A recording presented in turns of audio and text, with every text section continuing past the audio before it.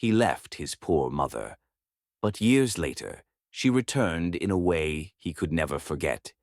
She lived in a small wooden house at the edge of the city, a mother who had nothing but love to give. Her name was Mary, and her son, Ethan, was the only light in her world. Ethan's father had died when he was only 5. Since then, Mary worked 2 jobs, washing clothes in the morning and cleaning offices at night, just to make sure her boy never went hungry. She never complained, even when her hands cracked in winter, even when her eyes burned from sleepless nights, because every time she saw Ethan smile, she whispered, "It's worth it. He'll have a better life than I did." Ethan was a bright student. He dreamed of studying business, working in tall buildings, and wearing suits like the men who came to the office where his mother cleaned. One day he got a scholarship to a big university in another state. Mary sold her wedding ring, the only thing her husband left her, just to buy his train ticket and a suitcase. When Ethan boarded the train, she hugged him tight and said, "Don't forget where you came from, my son." He nodded with a smile, but deep down he wanted to forget. He wanted to erase the image of that old wooden house and the smell of laundry soap on his mother's hands. Years passed. Ethan became successful, a corporate manager in a glass tower, just like he always dreamed. Expensive suit, luxury car. But inside, something changed. He stopped calling his mother, stopped sending money. Each time he thought about her, guilt whispered, but pride always spoke louder. When people at work asked about his family, he would say, "My parents are gone." And every time he said it, a small part of him died inside. Back in that small town, Mary still waited. Every evening she would sit by the window with a candle lit beside her. She told the neighbors, "My son is busy. He's doing great things. He'll come home soon." But the seasons changed. Her hair turned gray, her hands trembled. And the letters she wrote to him never reached him, because she never had the courage to send them. Each letter began with the same words, "Greater than I'm proud of you, Ethan." 10 years later, Ethan was now a director at his company.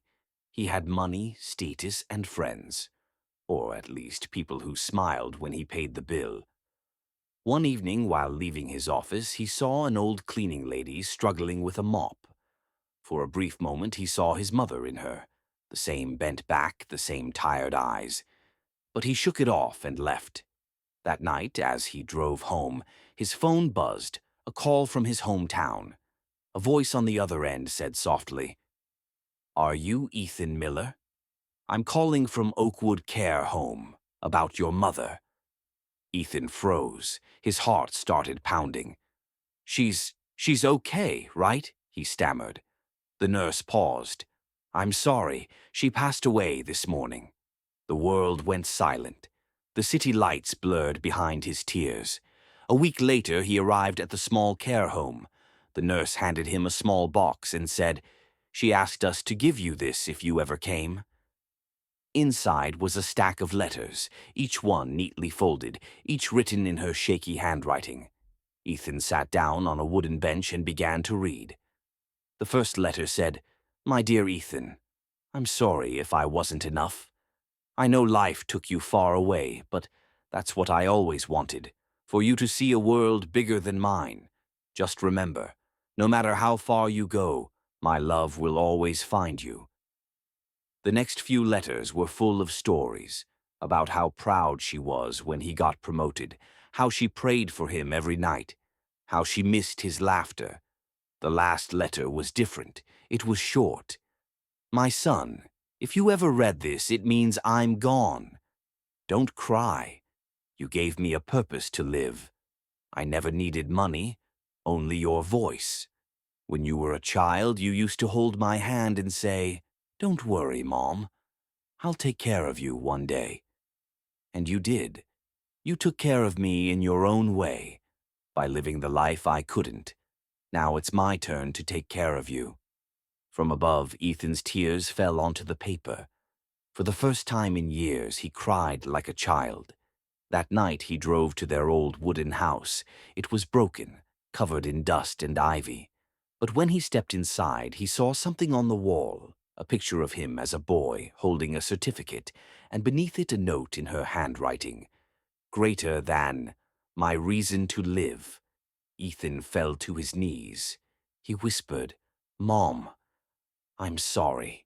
Months later, he sold his luxury car, quit his job, and used his savings to build a foundation, the Mary Home, a shelter for old mothers who have no one left.